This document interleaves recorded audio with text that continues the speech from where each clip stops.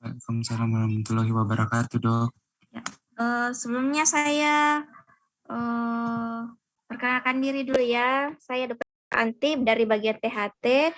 Kebetulan saya dapat bagian untuk membawakan kuliah ada 5 topik, yaitu hipertrofi adenoid, kemudian difteri, pseudocrop atau sindroma Crop, tracheitis, dan pertussis. Semoga sebenarnya saya minta 2 jam, cuman tidak dikasih deh. Jadi saya cuman dikasih 1 jam. Saya coba sesingkat mungkin.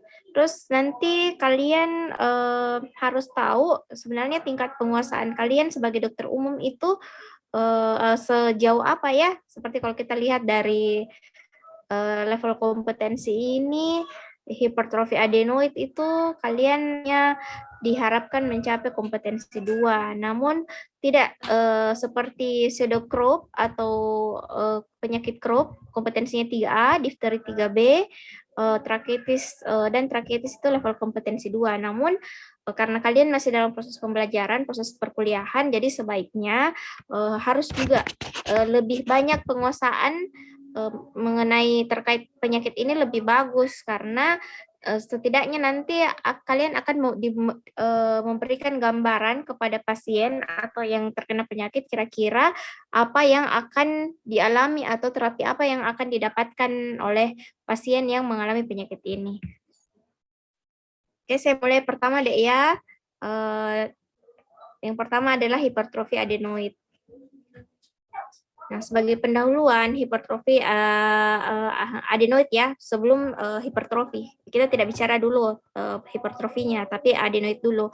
Nah, adenoid ini merupakan massa limfoid berlobus yang terdiri dari jaringan limfoid yang terletak pada dinding atas nasofaring bagian posterior, dan adenoid ini termasuk dalam rangkaian Cincin-Waldeyer. Mungkin kalian sudah pernah dengar ya, atau kuliah sebelumnya di kuliah tonsilitis mengenai Cincin-Waldeyer. Nah, secara fisiologis, adenoid ini sebenarnya mengalami hipertrofi pada usia 3 tahun. Nah, tapi seiring pertambahan usia, adenoid ini dapat mengalami resolusi spontan, mengecil hingga menghilang pada usia rata-rata usia remaja, usia menginjak usia remaja kira-kira rata-rata usia 15 tahun. Namun pada keadaan atau kondisi tertentu, adenoid ini biasanya mengalami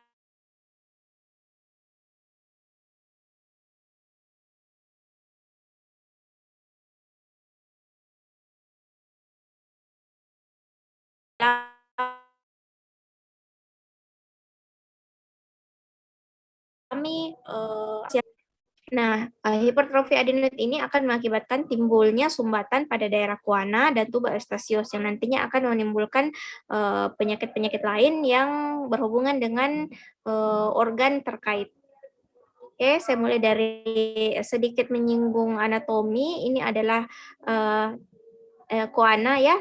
Tadi yang koana, adenoid ini tadi yang saya katakan, adenoid letaknya di bagian atap atau superior ya, superior dari nasofaring bagian posterior. Jadi di sini adalah daerah nasofaring, sedangkan di bagian atap sini adalah daerah koana. Itu. Nah, kalau kita lihat ini adalah gambaran atau ilustrasi dari Cincin-Waldeyer, di mana Cincin-Waldeyer ini terdiri dari yang pertama tadi adenoid ya, dia letaknya di atas di daerah superior, kemudian sepasang dari tonsilla tubarius, kemudian sepasang tonsilla palatina atau kita sebutnya mandel ya, mandel atau tonsil tonsilla palatina, kemudian terakhir ada tonsis. Dia letaknya di belakang dari daerah pangkal lidah ya, jadi tidak kelihatan. Nah, ini semua yang membentuk cincin Waldeyer yang berperan dalam sistem tubuh orofaring ya, atau saluran cerna bagian atas atau di saluran napas bagian atas. Jadi di dalam kafum oris ini bukan hanya sistem penahanan tubuh, saliva ya, ada saliva, kemudian ada tonsil, kemudian ada sistem kelenjar limfe, tapi sebenarnya di antara 3 ini juga masuknya salah satu sistem pertahanan tubuh, walaupun misalnya infeksi sudah mengalami infeksi kronik diangkat, itu khawatir bahwa sudah tidak ada lagi sistem pertahanan tubuh di dalam kahum oris karena masih ada tonsil tubarius, masih ada adenoid, masih ada tonsil lingualis seperti itu. Nah, ini tadi yang saya katakan, adenoid adalah bagian dari imunitas tubuh dan jaringan limfoid ini akan bersama-sama dengan struktur lain membentuk gingival layer. Dan fungsinya secara fisiologis adenoid ini memproduksi imunoglobulin A sebagai bagian penting sistem pertahanan tubuh dalam memproteksi tubuh dari invasi kuman molekul asing. Nah, kalau kita lihat ini perbedaannya antara adenoid dan tonsil. Nah, secara lokasi sudah beda deh. Kalau tonsil kan dia di dinding lateral dari orofaring ya. Ada kiri, ada kanan. Berarti sepasang. Beda dengan adenoid. Adenoid jumlahnya hanya satu dan letaknya di dinding belakang dari nasofaring. Kemudian secara makroskopis kita lihat adenoid ini dia terdiri dari lipatan-lipatannya dengan beberapa kripto. Jadi kalau kita bentangkan sebenarnya adenoid itu luas, besar, karena dia terdiri dari lipatan-lipatan yang berbentuk triangular. Sedangkan tonsil dia umumnya berbentuk bulat dan berlobus. Itu. Nah, untuk mikroskopik berbeda. Adenoid terdiri dari 3 jenis epitel, yaitu epitel pseudoepitel kolumner bersilia, epitel squamous, epitel transisional, dan tidak memiliki limfatik aferen. Persamaan dengan tonsil, tonsil juga tidak memiliki limfatik aferen, tapi hanya memiliki satu lapisan epitel ya, yaitu epitel squamous. Nah, fungsinya hampir sama dengan tonsil sebagai antigen dan imunitas tubuh, namun untuk adenoid berbeda. Salah satu fungsi tambahannya adalah sebagai mukosilier pada kahum nasi, mengingat lokasi adenoid adalah di daerah posterior dari kahum nasi, ya di belakang. Jadi ketika ada kuman atau virus yang masuk melalui inspirasi, maka salah satu organ yang bekerja juga adalah adenoid atau menghalangi kuman masuk bersama dengan aliran udara inspirasi. Hipertrofi adenoid sendiri adalah pembesaran ukuran adenoid pada nasofaring yang dapat diketahui melalui pemeriksaan baik anamnesis, pemeriksaan fisik THT maupun pemeriksaan penunjang. Nah, jaringan adenoid ini sebenarnya dapat meluas hingga di daerah fossa Rosenmuller ataupun di orificium tuberostasius. Nah, bila didapatkan jaringan adenoid ini membesar dan meluas, mengganggu organ yang lain, disitulah akan terjadi atau terdapat keluhan-keluhan, baik keluhan di telinga ya maupun di hidung. Misalnya di hidung terjadi sumbatan, obstruksi nasi. Jadi pasien datang dengan keluhan hidung tersumbat padahal dia tidak pilek, ataupun gangguan pendengaran karena ada sumbatan di tuba eustachius. Sebagaimana kita ketahui, tuba eustachius adalah saluran yang menghubungkan daerah kahum nasi bagian posterior atau nasofaring dengan telinga tengah. Jadi kalau ada sumbatan di situ, otomatis akan terjadi gangguan fungsi dari telinga. Nah, ukuran adenoid ini bervariasi pada masing-masing anak, dipengaruhi oleh seringnya terkena ISPA. Yang tadi saya katakan bahwa salah satu faktor resiko terjadinya hipertrofi adenoid adalah kejadian ISPA yang berulang. Dan ukurannya ini bervariasi pada masing-masing anak, tergantung juga sistem imunitas tiap anak berbeda. Dan adenoid ini sebenarnya dapat mengalami regresi. Regresi dalam artian ukurannya berkurang atau berubah atau malah hilang pada usia remaja, namun ada juga yang menetap hingga usia dewasa. Nah, yang menetap inilah yang bisa menjadi masalah problema pada kesehatan pasien. Nah, etiologinya hipertrofi adenoid ini, karena hipertrofi adenoid ini bisa fisiologis terjadi secara fisiologis, bisa juga patologis. Nah, untuk fisiologis sendiri biasanya hipertrofi adenoid terjadi pada puncak usia 3-7 tahun. Jadi dikatakan biasanya kalau usia sekolah deh, usia SD itu biasanya adenoid itu sudah mengalami regresi atau resolusi atau sudah ukurannya sudah mengecil dan dia tidak menimbulkan keluhan, jadi asimptomatik. Nah, berbeda dengan kondisi patologis atau infeksi ya, adanya tadi ISPA yang rekuren atau berulang yang menyebabkan terjadinya gejala ya dari hipertrofi adenoid. Contohnya misalnya ada ISPA ataupun rinitis alergi. Nah, bagaimana patofisiologinya? Nah, kita lihat adanya ISPA yang rekuren ya, ataupun penyakit-penyakit saluran napas atas lainnya yang akan membuat adenoid ini menjadi bekerja lebih aktif untuk melawan invasi dari kuman, bakteri, atau virus. Nah, adanya kerja yang aktif dari adenoid ini akan membuat mengakibatkan ukuran adenoid menjadi hipertrofi ya, hipertrofi adenoid, dan hipertrofi adenoid ini akan membuat menghasilkan atau menyebabkan adanya sumbatan dari koana.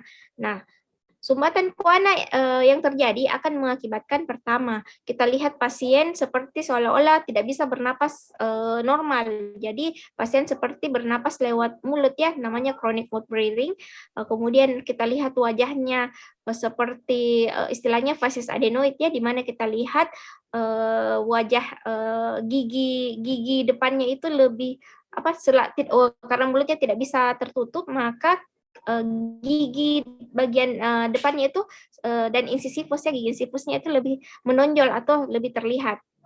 Kemudian dapat menyebabkan terjadinya faringitis ataupun bronkitis, dan sumbatan koana ini juga dapat mengakibatkan adanya gangguan ventilasi dan drainase dari sinus paranasalis sehingga menyebabkan terjadinya rhinosinusitis. Oke.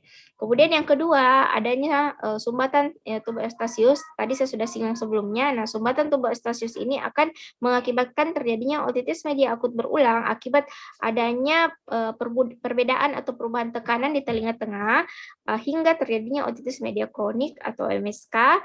Dan ya, kedua hal ini akan menyebabkan terjadinya gangguan pendengaran. Dalam hal ini gangguan pendengarannya tipe konduktif. Selain itu juga hipertrofi adenoid ini juga akan menyebabkan gangguan kualitas tidur ya. Biasanya kita dengar pasiennya keluhannya mendengkur ya, mendengkur karena adanya sumbatan dari jalan napas atas sehingga dapat mencetuskan atau beresiko tinggi terjadinya obstructive sleep apnea ya. Nanti mungkin sudah dijelaskan ya sebelumnya apa itu obstructive sleep apnea. Kemudian karena hipertrofi adenoid ini muncul juga pada usia anak-anak dan menetap, ini juga bisa mengakibatkan terjadinya retardasi mental. Gitu. Kemudian gejala klinik yang didapatkan, pasien biasanya datang dengan keluhan rinore yang terus-menerus, kemudian adanya obstruksi nasi sehingga kita lihat pasien bernapas melalui mulut, kemudian kualitas suaranya menurun, dalam hal ini kita sebut sebagai hiponasal, kemudian ada keluhan snoring atau mendengkur pada saat tidur, kemudian ada gangguan tidur atau obstructive sleep apnea, ada gangguan pendengaran dalam hal ini gangguan pendengaran tipe konduktif, kemudian infeksi telinga tengah yang bisa mengakibatkan otitis media rekuren atau otitis media efusi yang persisten. Kemudian yang terakhir adalah facies adenoid. Nah, bagaimana cara kita mendiagnosis? Yang sama dengan penyakit-penyakit yang lainnya, langkah diagnosis berdasarkan anamnesis, pemeriksaan fisik, dan pemeriksaan penunjang. Nah, apa yang kita dapatkan? Anamnesis berdasarkan gejala-gejala yang saya sebutkan tadi. Kemudian dari pemeriksaan fisik kita dapatkan baik secara langsung maupun tidak langsung. Nah, apa yang bisa kita lakukan? Pemeriksaan fisik secara langsung biasanya kita lihat melalui transoral langsung ya ke dalam nasofaring dengan cara palatumole diangkat. Jadi adenoid itu bisa kelihatan kalau kita angkat palatumolenya, entah kita menggunakan alat THT atau bisa juga kita lakukan perabahan langsung ya, perabahan langsung. Jadi kita angkat palatumolenya, kita angkat dengan menggunakan jari, masukkan jari di dalam kafum oris atau orofaring, kita angkat, kemudian kita nilai apakah terdapat adenoid atau tidak. Kemudian pemeriksaan yang lain yang biasa kita lakukan di THT adalah pemeriksaan rinoskopi anterior untuk melihat fenomena palatumole. Fenomena palatumole itu adalah gerakan palatumole ke atas pada saat kita instruksikan pasien menyebutkan huruf I. Jadi kita periksa kafum nasi dengan menggunakan spekulum hidung ya, dibantu dengan lampu kepala. Kemudian kita lihat di dalam kafum nasi ketika kita instruksikan pasien menyebutkan huruf I, ketika ada bayangan bergerak ke atas, berarti di situ tidak ada halangan ya, tidak ada halangan di daerah situ menandakan bahwa adenoid tidak ada atau tidak membesar. Tapi ketika kita lakukan pemeriksaan renoskopi anterior, kita instruksikan pasien untuk menyebutkan huruf I dan tidak ada bayangan hitam yang kita lihat ya, seolah-olah ada yang bayangan hitam terangkat di dalam kafum-nasi, berarti ada sesuatu yang menghalangi palatum mulai naik ke atas. Nah, itulah yang kita curiga kemungkinan adenoid yang hipertrofi. Ataupun bukan hanya adenoid, bisa saja mungkin ada massa, ada tumor ya yang menghalangi atau tidak terjadinya kondisi fenomena palatum mole. Kemudian pemeriksaan fisik yang lain ada yang langsung, ada juga yang tidak langsung. Kalau tidak langsung, contohnya kita bisa lakukan rinoskopi posterior. Rinoskopi posterior itu adalah salah satu pemeriksaan rutin di THT dengan menggunakan kaca nasofaring. Jadi kita masukkan kaca nasofaring melalui kafum oris menghadap ke atas, kemudian kita lihat nilai palatum mole melalui cerminnya. Jadi ini adalah pemeriksaan tidak langsung karena kita tidak melihat secara langsung, tapi kita dibantu oleh kaca nasofaring. Jadi kita bisa lihat bentuk adenoid di situ. Kemudian ada pemeriksaan nasofaringoskopi, ini dibantu dengan menggunakan kamera. Nah, pemeriksaan penunjang yang bisa kita lakukan adalah foto plurilateral atau foto konvensional untuk melihat ukuran adenoid berdasarkan luas nasofaring, kemudian bisa dilakukan CT scan dan nasoendoskopi. Nah, ini kita lihat ya gambaran contoh pasien datang dengan keluhan hipertrofi adenoid. Ini adalah facies adenoid. Kita lihat ya gambarannya mulutnya terbuka karena dia tidak bisa bernapas lewat ini ya. Seharusnya kan lewat hidung, tapi pasiennya malah lebih dominan atau condong bernapas lewat mulut sehingga mulut selalu terbuka. Kemudian kita lihat gigi depannya juga agak menonjol. Nah, ini juga gambaran facies adenoid yang lain. Jadi pada kondisi normal pun mulutnya selalu terbuka. Jadi fungsi respirasi dari hidung itu diambil alih oleh mulut. Seperti ini, karena sumbatannya sudah sumbatan total di hidung, jadi pasien lebih condong atau dominan bernapas lewat mulut. Nah, ini gambaran foto postrolateral ya, atau foto konvensional, di mana kita lihat ini adalah nasofaring dan ini adalah adenoid, di mana kita lihat adenoidnya membesar. Nah, biasanya kita hitung berdasarkan gradingnya. Kalau tidak salah ingat itu gradingnya ada 4, 1, 2, 3, 4, di mana pembesarannya ini dihitung kalau grade 1 itu 25%, grade 2 50%, grade 3 75%, grade 4 100%. Jadi kita hitung ini pembesarannya berdasarkan rasio ini ya, luas daerah nasofaring dari sini ke dasar nasofaring ya, dengan pembesaran adenoid. Seperti itu. Nah, tata laksana terapi bila kita dapatkan pasien yang hipertrofi adenoid, dapat kita terapi dengan medikamentosa, yaitu simptomatik, kemudian kita berikan pemberian antibiotik ataupun analgetik antipiretik, ataupun kita berikan terapi berdasarkan gejala simptomatik, misalnya kalau pasiennya datang dengan ISPA atau rinitis alergi, jadi kita terapi dulu penyakit primernya. Kemudian bila tata laksana medikamentosa tidak dapat memberikan perbaikan, baru kita lakukan terapi operatif. Biasanya kita lakukan adenoidektomi sesuai indikasi. Nah, apa indikasinya? Apabila terjadi obstruksi yang terus-menerus, kemudian terjadi infeksi yang berulang, entah itu infeksi hidung, ataupun infeksi saluran napas bagian atas, ataupun infeksi telinga yang berulang, biasanya kita putuskan untuk dilakukan operasi adenoidektomi. Kemudian yang terakhir adalah bila kita mencurigai, bukan hanya kita mencurigai bahwa yang mengalami hipertrofi ini bukan adenoid tapi sesuatu yang lain, misalnya keganasan atau apakah terdapat massa atau tumor, sebaiknya kita lakukan pengangkatan adenoid atau kuret adenoid. Nah, apa komplikasi-komplikasi di sini yang saya jelaskan adalah komplikasi apabila dilakukan tindakan adenoidektomi. Jadi yang pertama bisa terjadi perdarahan, itu karena kuret mungkin dilakukan pada saat melakukan kuret adenoid itu kurang bersih.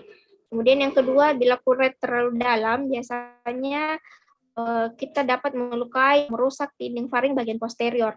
Kemudian bilateral kolateral juga, di mana kita ketahui bahwa di daerah lateral tadi adalah orifisium dari tuba eustachius, ya, ada saluran dari tuba eustachius, di mana tuba eustachius ini menghubungkan daerah nasofaring dan telinga tengah, sehingga bila kita lateral bisa mengakibatkan oklusi. Dalam hal ini akan menyebabkan kejadian tuli konduktif. Oke, sampai sini ada pertanyaan, Dek, untuk hipertrofi adenoid? Oke, saya lanjut ya. Untuk yang kedua adalah difteri. Nah, difteri juga ini tadi kompetensinya kalian 3B. Jadi tetap kalian harus bisa memberikan tata laksana ya, tata laksana awal pada kasus difteri. Nah, sebagai pendahuluan, difteri ini merupakan infeksi akut pada saluran pernapasan. Bakteri penyebabnya adalah Corynebacterium diphtheri. Nah, sebenarnya difteri ini apa ya, penyakit yang sekarang sudah jarang dijumpai, namun bila kita jumpai ini tergolong kejadian luar biasa atau KLB. Kenapa? Karena difteri ini kan sudah ada vaksinnya, Dek, sudah ada imunisasinya tahu waktu kecil, yaitu imunisasi DPT, difteri, pertusis, tetanus. Jadi resiko terjadinya difteri itu sudah jali, makanya kalau terjadi lagi atau kita dapatkan kasus curiga difteri, dikatakan kejadian luar biasa atau KLB.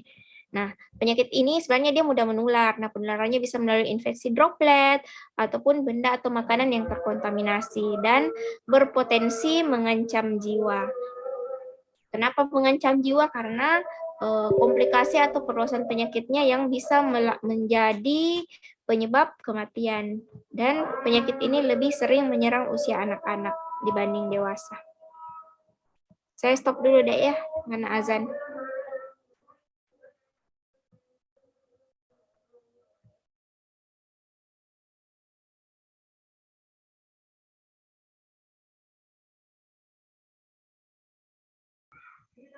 Oke, berdasarkan epidemiologinya, pada tahun 2016, WHO mendata terdapat 7.097 kasus difteri di seluruh dunia, dan di Indonesia didapatkan 342 kasus. Nah, kasus difteri ini menjadi kasus atau kejadian luar biasa sejak tahun 2011, dan hingga 2011 sampai 2016 didapatkan 3.353 kasus, di mana dari 3.353 kasus ini didapatkan 110 kasus meninggal dunia. Nah, di antara 110 kasus ini didapatkan 90% tidak memiliki imunisasi lengkap. Dalam artian 90% tidak mendapatkan imunisasi DPT, sehingga terjadi kasus kematian yang tinggi. Nah, oleh karena itu pada waktu itu dikatakan Indonesia menempati urutan kedua dunia terbanyak setelah India, ya. Jadi waktu itu betul-betul Indonesia menempati urutan itu. Nah, ini adalah bakteri penyebab nama tadi yang saya katakan adalah Corynebacterium diphtheri. Ini merupakan gram positif, memiliki ukuran 1 sampai 8 mikrometer dengan lebar 0,3 sampai 0,8 mikrometer. Corynebacterium diphtheri ini memiliki atau terdapat 3 jenis basil, Apis, mitis, dan intermedius, di mana 3 jenis basil ini yang akhirnya nanti akan membentuk pseudomembran dan menghasilkan eksotoksin yang dapat menyebabkan gejala ringan hingga berat. Bakteri ini tidak bergerak, pleomorfik, dan tidak berkapsul, dan memiliki 2 fragmen, yaitu fragmen A aminotermal dan fragmen B karboksiterminal. Nah, faktor risiko yang bisa menyebabkan terjadinya difteri, yang pertama, sebagaimana kita ketahui, adanya cakupan imunisasi yang kurang, ya, ataupun beberapa anak yang tidak mendapatkan imunisasi lengkap, kemudian hygiene-nya jelek atau faktor lingkungan yang tidak sehat, tingkat pengetahuan mengenai kesehatan rendah, ataupun akses pelayanan kesehatan di lingkungan tersebut mungkin tidak ada atau sulit, seperti itu. Jadi untuk mendapatkan imunisasi atau pertolongan pertama itu juga susah, Dek. Nah, ini patofisiologi yang dapat terjadi pada kasus difteri. Nah, terjadinya invasi bakteri melalui saluran napas bagian atas, entah itu melalui droplet ataupun makanan. Nah, bakteri ini akan berkembang biak sehingga pada akhirnya akan membentuk pseudomembran dan menghasilkan eksotoksin. Nah, pseudomembran ini tergantung lokasi yang diserang deh. Ada yang lokal ya. Kalau lokal tergantung apakah dia kenanya di faring, tonsil, laring ataupun saluran napas bagian atas, sehingga bila pseudomembrannya meluas, ini yang bisa menyebabkan terjadinya obstruksi saluran napas sehingga pasien dapat datang dengan keluhan sudah sesak dan sesaknya ini sudah sesak grade ini ya tingkatannya berat sehingga butuh penanganan emergensi atau penanganan gawat darurat. Yang kedua, pseudomembran ini juga bisa menyebabkan terjadinya bullneck. Bullneck ini adalah pembesaran kelenjar regional ya, pembesaran kelenjar leher. Jadi kita lihat itu bentuk lehernya itu besar, menebal, itu akibat pseudomembran ini yang meluas hingga kan sebenarnya toksin yang dihasilkan ini beredar melalui jaringan limfa dan pembuluh darah, sehingga salah satu manifestasinya adalah bullneck. Jadi terjadi pembesaran kelenjar regional di daerah leher. Kemudian eksotoksin yang dihasilkan ini dapat menyebar hingga ke jaringan melalui saluran limfa dan pembuluh darah, sehingga karena eksotoksin ini dapat menyebabkan terjadinya perburukan gejala, salah satu yang dapat dihasilkan adalah terjadinya paralisis dari otot-otot pernapasan, sehingga bisa juga menyebabkan komplikasi hingga kematian, ataupun paralisis dari palatum durum atau mole. Kemudian dapat juga eksotoksinnya ini sampai di organ jantung sehingga dapat mengakibatkan miokarditis, ataupun paralisis dari otot-otot mata juga bisa. Jadi dapat terjadinya kebutaan juga bisa, tergantung toksinnya ini menyebar sejauh mana atau melibatkan organ apa. Nah, kedua hal inilah bila sudah terjadi, ini kita sudah kategorikan gejalanya sudah gejala berat, sehingga hal ini yang dapat menyebabkan kematian. Nah, ini klasifikasi dari difteri tergantung dari lokasi yang terkena. Ada namanya difteri faring, difteri tonsil, difteri laring, dan difteri trakea. Tergantung dari lokasi yang terkena, pertama, kedua tergantung dari hasil dari pemeriksaan fisik yang kita dapatkan. Nah, bagaimana cara menegakkan diagnosis dari penyakit ini? Nah, sebenarnya diagnosis penyakit ini ditegakkan berdasarkan gejala klinik tanpa menunggu pemeriksaan hasil mikrobiologi. Kenapa? Kalau kita lakukan tindakan pemeriksaan mikrobiologi atau kita kultur kuman itu terlalu lama deh. Sedangkan penyakit ini merupakan penyakit infeksi yang dapat terjadi komplikasi dengan cepat, apalagi kita berbicara mengenai saluran napas toh. Kalau saluran napas kan kita tahu bagaimana cepatnya kalau terjadi gangguan napas toh, sesak napas deh. Oke. Kemudian sebenarnya jadi kalau kita lakukan terapi untuk difteri, kita hanya melihat dari gambaran gejala klinisnya saja. Namun untuk diagnosis pastinya tergantung dari hasil dari pemeriksaan preparat langsung atau biakan dengan ditemukannya biakan kuman dari Mycobacterium difteri.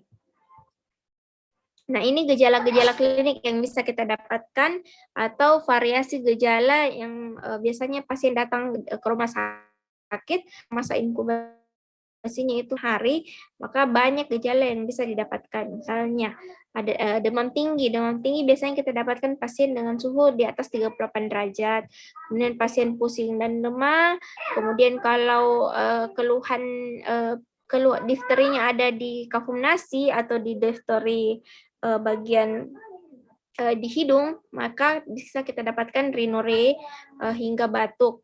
ataupun kita dapatkan ingus bercampur darah bisa.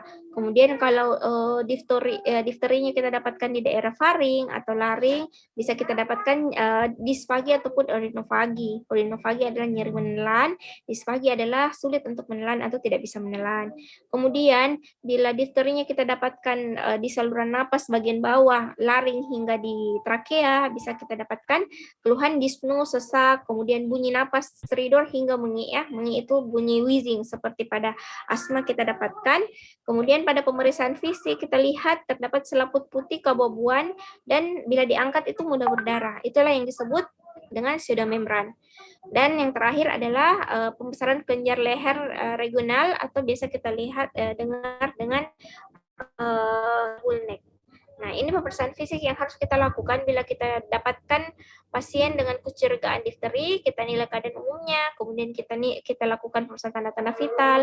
Dan tadi saya sebutkan kan, biasanya datang dengan keluhan peningkatan suhu, kemudian pemeriksaan mukosa hidung, tonsil dan faring, kemudian kita lakukan pemeriksaan daerah leher, kemudian ada pemeriksaan neurologi, dan sebaiknya kita lakukan pemeriksaan EKG karena untuk tadi tuh yang saya sudah jelaskan bahwa pada penyakit difteri ini bisa menyebabkan terjadinya gejala sampai di jantung, miokarditis. Jadi wajib kita lakukan EKG. Nah, ini contoh gambaran dari penyakit difteri. Kita lihat ya, ini gambar pertama, ini kita lihat ya gambaran lehernya ini bullneck. Kita lihat terjadi pembesaran kelenjar leher regional secara ini difus. Jadi kita tidak bisa menilai batasnya ini di mana. Ya, jadi ini namanya bullneck. Kemudian kita lihat ini adalah gambaran pseudomembran pada daerah tonsil dan daerah sekitarnya. Nah, ini perbedaan biasanya kita DD difteri dengan tonsilitis atau abses, tapi yang membedakan tonsilitis akut dengan difteri tonsil adalah adanya pseudomembran ini. Pseudomembran warna putih keabu-abuan, kalau kita angkat mudah berdarah, sedangkan untuk tonsilitis akut biasanya kan ada detritusnya juga berwarna putih, tapi bila diangkat itu tidak berdarah, lebih mudah diangkat, tapi kalau difteri tonsil seperti ini bila kita angkat dia mudah berdarah. Nah, ini kita lihat gambaran dari luar, jadi ini kita lihat tonsil membesar, nah, dan menyempitkan daerah orofaring, kemudian disertai dengan tonsil yang tertutup, hampir seluruh permukaan tonsil tertutup oleh pseudomembran, seperti itu. Nah, ini pemeriksaan penunjang yang bisa dilakukan. Pertama dengan pemeriksaan spesimen langsung dapat kita gunakan methylene blue, pewarnaan gram ataupun immunofluorescence. Kemudian pemeriksaan kultur, kemudian pemeriksaan produksi toksin atau kita sebut polymerase peak inoculation test ataupun pemeriksaan serum. Namun untuk pemeriksaan ini biasanya tidak langsung kita lakukan ataupun kita lakukan namun tidak menunggu hasilnya baru kita terapi karena hasil pemeriksaan ini hasilnya itu akan sangat lama. Jangan sampai kita tunggu hasilnya belum kita terapi pasiennya sudah lewat duluan. Jadi tidak harus menunggu hasil pemeriksaan, boleh dilakukan tanpa harus menunggu dan kita tindaki pasiennya, boleh.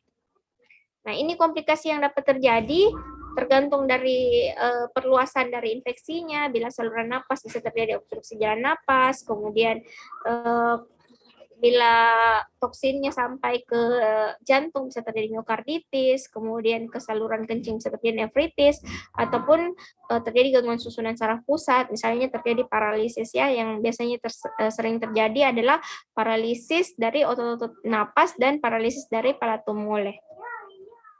Ini tata laksana yang bisa kita lakukan. Tata laksana ini terbagi ya, ada secara umum dan secara spesifik. Secara umum, kita lakukan isolasi atau bed rest terhadap pasien untuk menghindari terjadinya penularan. Karena tadi saya sebutkan difteri itu kan penyakit yang mudah menular. Kemudian dilakukan pengawasan ketat atas kemungkinan timbulnya komplikasi.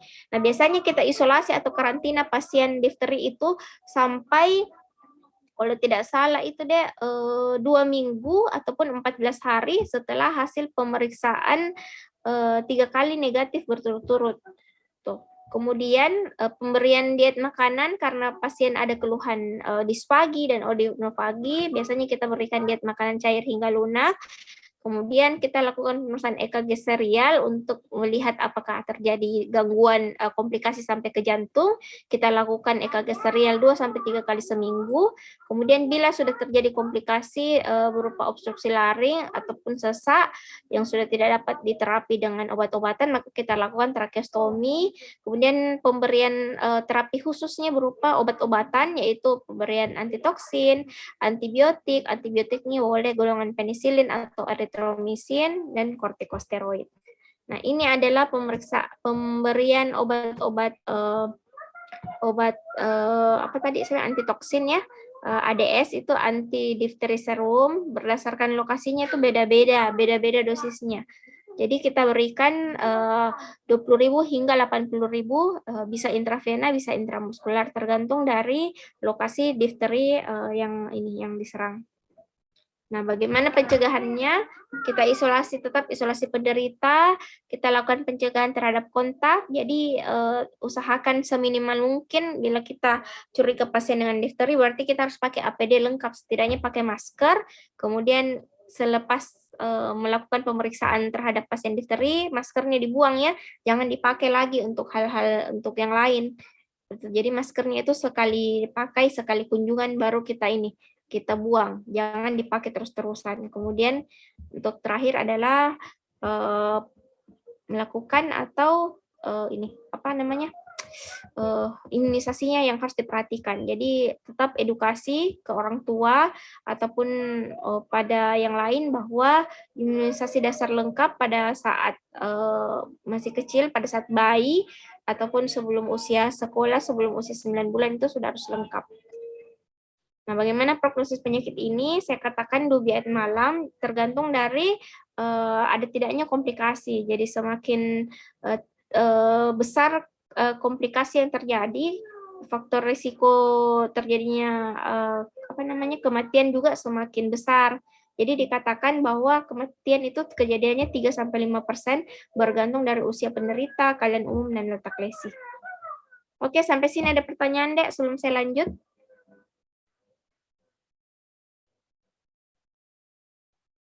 Siapa itu, Dek? Siapa, Dek?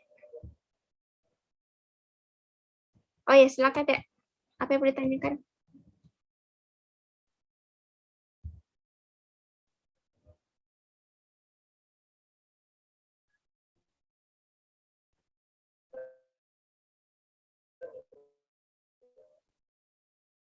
Sebenarnya kortikosteroid ini pilihan, Dek, bisa diberikan atau tidak diberikan. Nah, diberikannya pun tidak dalam jangka waktu dalam jangka waktu yang lama. Sebenarnya pemberiannya juga ini jangka waktu yang pendek. Kenapa? Karena tadi juga ada beberapa efek samping, tapi efek sampingnya itu muncul bila penggunaannya itu tidak sesuai aturan atau penggunaannya sembrono. Ya, contohnya kortikosteroid yang kita tahu penggunaannya adalah tapering ya, di tapering artinya pemberiannya itu tidak dalam dosis yang sama, tapi dosisnya itu diturunkan. Artinya mungkin pemberian pertama dosis tinggi, kemudian dosis berikutnya dikurangi dulu, mungkin setengah dosis atau 1/4 dosis, kemudian kemudian berikutnya diturunkan lagi. Nah, kenapa diberikan pada kasus ini? Nah, kortikosteroid ini kan juga berperan sebagai antiinflamasi. Sedangkan untuk penyakit ini selain infeksi juga terjadi inflamasi, Dek. Jadi tetap bisa diberikan, tapi pemberiannya juga harus hati-hati, tidak boleh juga sembarangan. Jadi kalau diberikan, jangan langsung setelah sudah bagus langsung di stop, tidak seperti itu. Tapi tetap harus perhatian pemberiannya juga memerlukan perhatian khusus. Jangan sampai pemberiannya itu memberikan efek samping. Jadi yang lebih muncul itu adalah efek sampingnya daripada kegunaannya. Jadi jangan sampai kita berikan obat yang muncul adalah lebih banyak mudaratnya daripada manfaatnya. Seperti itu, Dek.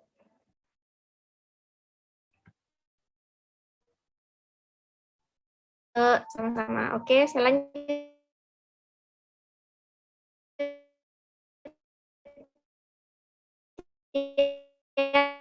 adalah ortosis. Nama lainnya yang kalau kalian mungkin sering dengar ini masyarakat umum, batuk hari itu yang namanya pertusis ya, batuk sari atau batuk atau whooping atau tusis quinta. Nah, sebenarnya era prevaksin ini salah satu penyakit yang bisa penyebab kematian terbanyak pada bayi dan anak, tapi itu pada saat sebelum didapatkan vaksin. Tapi saat ini sudah menurun hingga dikatakan hingga 99% karena sudah adanya vaksin ditemukan untuk penyakit ini. Itu tadi itu masuk dalam imunisasi DPT. Secara epidemiologi, penyakit ini saya menyebar di seluruh dunia, terutama di daerah padat penduduk, dan dapat menyerang semua umur, jadi bukan hanya anak-anak, tapi untuk semua umur diserang, dan tidak ada kekebalan pasif dari ibu. Dalam artian, kalaupun si ibu kena pertusis mungkin pada saat hamil, kemudian anaknya apakah dia sudah kebal terhadap pertusis, tidak ya. Jadi dia tidak mendapatkan kekebalan pasif, harus tetap mendapatkan imunisasi aktif ya, imunisasi aktif. Kita harus vaksin, berikan imunisasi pada saat usia bayi atau usia anak-anak. Kemudian insiden terbanyak adalah usia 1-5 tahun, dan cara penularannya itu betul-betul kontak langsung, jadi tidak ada perantara ya. Jadi pertusis ini beda dengan virus-virus yang lain kayak virus flu burung, virus babi, ataupun penyakit-penyakit yang lainnya yang perantaranya bisa melewati hewannya. Tapi kalau pertusis ini tidak, jadi cara penularannya betul-betul kontak langsung dengan penderita pertusis. Nah, bagaimana gejala kliniknya? Gejala klinik dari penyakit ini kita ketahui terbagi atas 3 stadium, yaitu stadium kataralis, spasmodik, atau konvalesen, di mana masa tunasnya ini berlangsung 7 hingga 14 hari, dan perlangsungan penyakit bisa sampai 16 minggu. Nah, di mana kita lihat untuk pembagian stadiumnya berdasarkan gejala.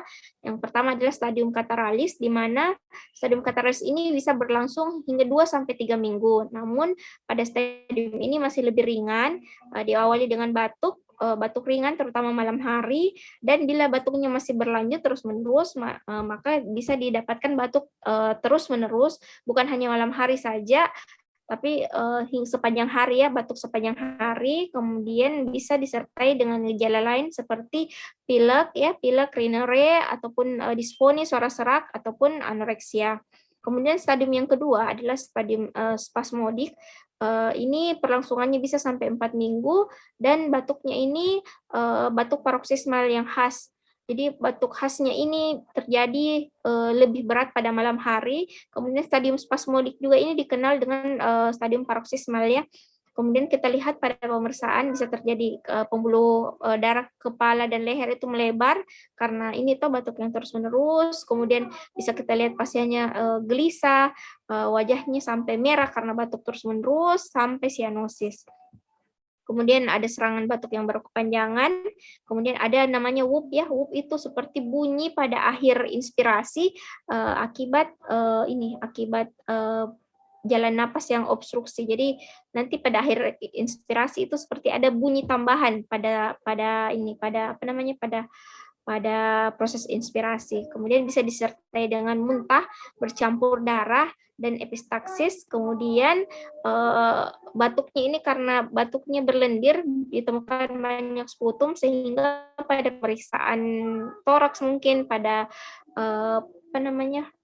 bunyi napas ya, kita dapatkan rongki yang difus.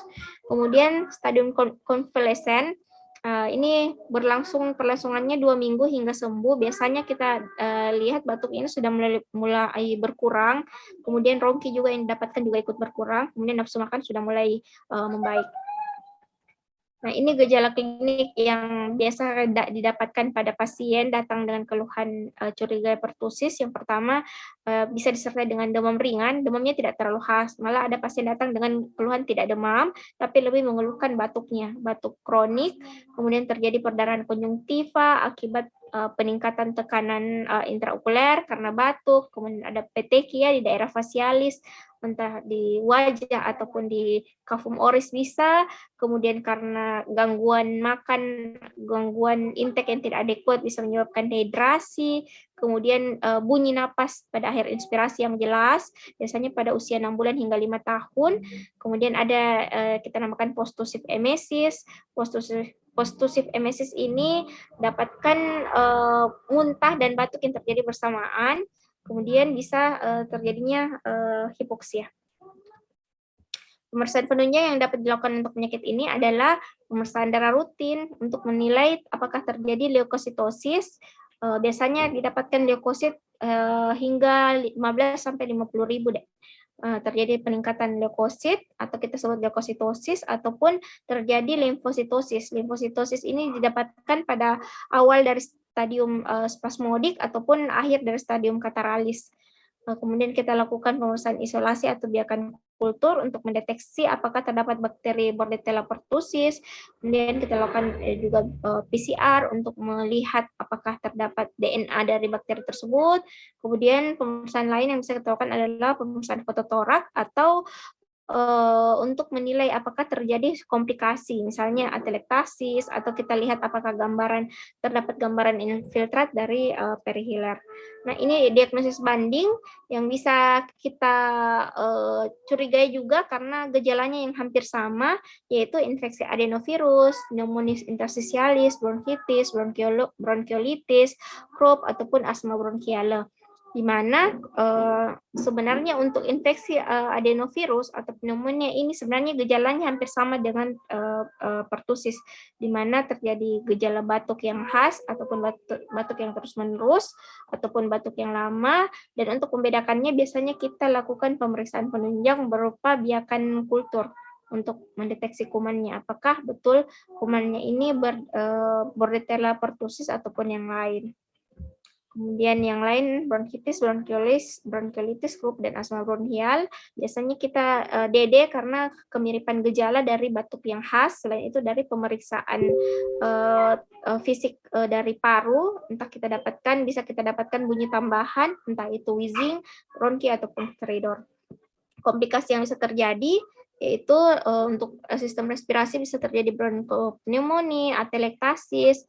Untuk sistem pencernaan bisa terjadi muntah berkepanjangan sehingga menyebabkan dehidrasi, ataupun terjadi prolaps dari rektum ataupun hernia akibat peningkatan tekanan intraabdominal akibat batuk yang terjadinya batuk terus-menerus. Kemudian komplikasi yang terjadi pada susunan saraf pusat bisa karena terjadinya kejang-kejang. Kejang ini terjadi karena adanya gangguan keseimbangan elektrolit, di mana gangguan keseimbangan elektrolit ini biasanya terjadi akibat intake yang tidak adekuat ataupun adanya gejala mual muntah.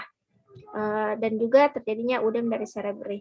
Nah, tata laksana tujuannya sebenarnya untuk penyakit ini tujuannya untuk menekan terjadinya angka kejadian atau gejala batuk baik dari segi derajat maupun frekuensi. Nah, biasanya kita berikan pemberian antibiotik, pilihannya adalah erythromycin ataupun ampicillin. Biasanya kita berikan pemberiannya selama 14 hari. 2 minggu dalam dosis terbagi, ataupun pilihan lain misalnya kita berikan cotrimoxazole ataupun azitromisin. Jadi pemberian antibiotik ini sebenarnya kita lihat berdasarkan tersedianya atau tidak di tempat kita bekerja, ataupun lihat juga apakah pasien sudah sering konsumsi antibiotik. Jadi biasanya kalau kita dapatkan informasi dari anamnesis bahwa pasien sudah terlalu sering meminum antibiotik tertentu, maka jangan berikan antibiotik yang sudah pernah dikonsumsi, tapi berikan antibiotik yang lain. Kemudian berikan obat-obat antitusif ya, ataupun ekspektoran mukolitik untuk meringankan gejala batuknya. Kemudian berikan golongan luminal sebagai sedatif. Kemudian terakhir adalah terapi suportif, bisa kita perhatikan nutrisinya, bagaimana diet makanannya, kemudian jangan lupa direhidrasi dan oksigenasi. Yang kita monitoring adalah karena penyakit ini bisa menyebabkan hipoksia sampai apnu, jadi kita lihat ya, kita monitoring apakah terjadi hipoksia, sianosis, hingga apnu. Karena terapinya beda-beda. Bila sudah terjadi gangguan saturasi oksigen, maka jangan dirawat di rumah saja, tapi tetap harus diberikan perawatan intensif di rumah sakit. Bagaimana pencegahannya? Kita lakukan imunisasi aktif maupun pasif, tapi di sini imunisasi pasif tadi saya katakan tidak efektif. Jadi biasanya kita lebih berikan atau lebih lebih sarankan untuk pemberian imunisasi aktif, kemudian kita jaga hygiene-nya, kemudian kita edukasi bahwa bila ada pasien dengan pertusis batuk di lingkungan sekitarnya, sebaiknya atau diharapkan menutup mulut ketika berbatuk atau bersin untuk menghindari terjadinya penularan secara langsung kepada orang-orang sekitarnya. Nah, prognosisnya sebenarnya baik tergantung ada atau tidaknya komplikasi. Oke, ini penyakit yang lain, ini cukup kalian tahu saja karena ini adalah kompetensi 2 ya. Sindroma Krupp atau kita kenal dengan pseudokrupp atau nama lainnya laryngotracheobronchitis akut. Jadi penyakit ini adalah penyakit sistemik respiratorik akut yang menyerang mukosa dan menyebabkan inflamasi udem laring dan plika vokalis. Jadi sesuai namanya ya, jadi kita lihat, jadi dia mengenai laring, mengenai trakea, mengenai bronkitis yang sifatnya akut.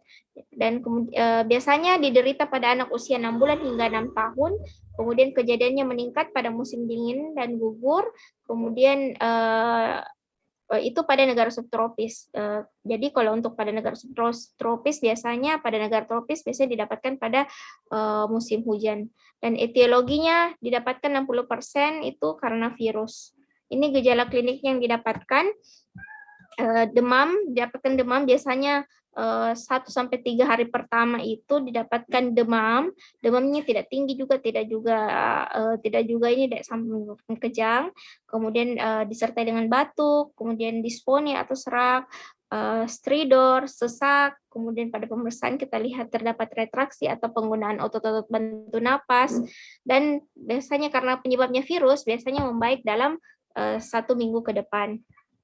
Ini kenapa disajikan karena si penyakit pseudokrupp ini atau Krupp disease atau laryngotracheobronchitis akut memiliki kegawat daruratan. Kapan kita harus betul-betul fokus menangani atau melakukan tindakan kegawat daruratan tergantung dari gejalanya.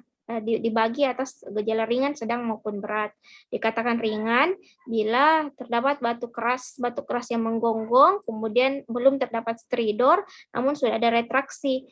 Nah, kalau gejalanya sedang, batuknya ini lebih sering timbul, kemudian sudah ada stridor, tapi stridornya ini didapatkan pada pasien dalam keadaan istirahat, kemudian retraksi lebih mudah terlihat, namun belum ada tanda-tanda kegawat daruratan dalam gawat napasnya belum ada. Dan terakhir adalah derajat berat, batuk menggonggong sering timbul, kemudian stridornya lebih jelas terdengar, bukan hanya pada saat istirahat ya, stridor inspirator maupun ekspirator juga terdengar, kemudian sudah disertai dengan gawat napas. Jadi khas dari Krupp disease ini adalah seperti batuk keras yang menggonggong. Jadi batuknya itu seperti batuk terus-menerus yang tiada henti ya, seperti gonggongan anjing deh. Itu khasnya dari Krupp disease. Dan ini juga Krupp ini kejadiannya hanya usia anak-anak, tidak didapatkan pada usia dewasa. Oke, dan gagal napas yang mengancam yang dimaksud adalah kadang batuk, kadang tidak jelas, dalam artian batuk tapi untuk bernapas pun sudah tidak sanggup. Jadi untuk mengeluarkan batuk juga itu kadang sudah tidak jelas atau tidak sanggup seperti itu. Tetapi tetap dari hasil pemeriksaan paru dapat didapatkan bunyi napas tambahan berupa stridor. Bahkan ada pasien sampai sudah terjadi gangguan kesadarannya akibat hipoksia, kekurangan oksigen, dan terjadinya letargi. Nah, tata laksana kita jaga potensi dari jalan napas, kita berikan inhalasi, kita berikan nebulizer, dibantu dengan epinefrin, pemberian kortikosteroid, kemudian bila tidak berhasil kita lakukan intubasi endotrakeal ataupun dilakukan tracheostomi. Nah, terakhir adalah trakeitis. Trakeitis adalah namanya itis toh, itis adalah inflamasi, trakeitis berarti inflamasi pada trakea. Namanya trakeitis bakterial, trakeitis pseudomembran, ataupun laryngotracheobronchitis membranosa. Nah, biasanya menyerang daerah subglotis ya. Subglotis itu berarti daerah plika vokalis ke bawah hingga trakea.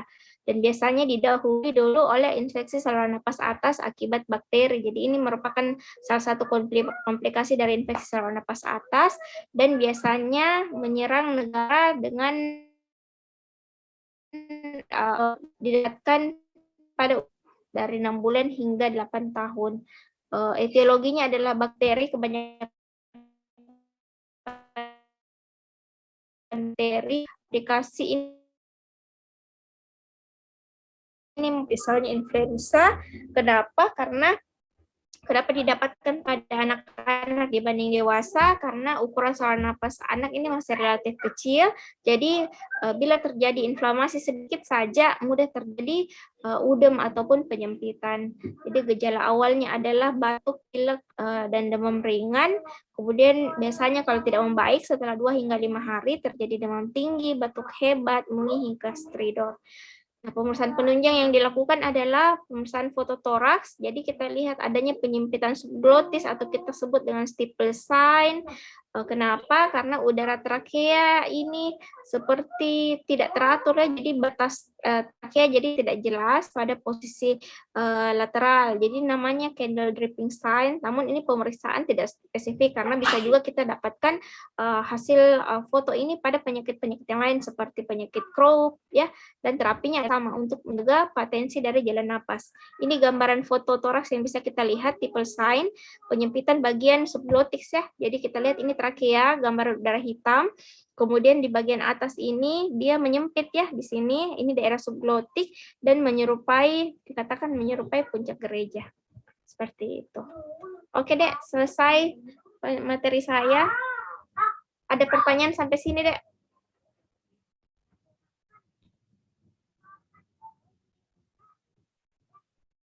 Siapa ketua kelasnya, Dek? Tabe dok, saya dok atas nama Srilio Stiranda dok. Tabe dok. Ada pertanyaan, Dek? Tabe dok, mohon maaf sebelumnya dok. Jika diizinkan dok, apakah kami bisa meminta PowerPoint-nya dok untuk dipelajari kembali dok? Tabe dok. Bukan pertanyaan itu, Dek, itu permintaan. Iya, nanti saya kasih, Dek. Nanti chat saya di Telegram, nah. Nanti saya kasih bahan saya untuk dipelajari kembali. Tabe dok, baik dok. Terima kasih dok. Oke, Dek. Kalau tidak ada pertanyaan, saya cukupkan, Dek, karena sudah jam 4, Dek. Saya cuma punya dikasih waktu 1 jam. Semoga bermanfaat materi saya. Lebih dan kurangnya dimaafkan. Assalamualaikum warahmatullahi wabarakatuh. Waalaikumsalam warahmatullahi wabarakatuh. Terima kasih banyak, Dok. Dok, Terima kasih banyak, banyak, dok. Dok. Saya izin nih, ya. Assalamualaikum. Waalaikumsalam.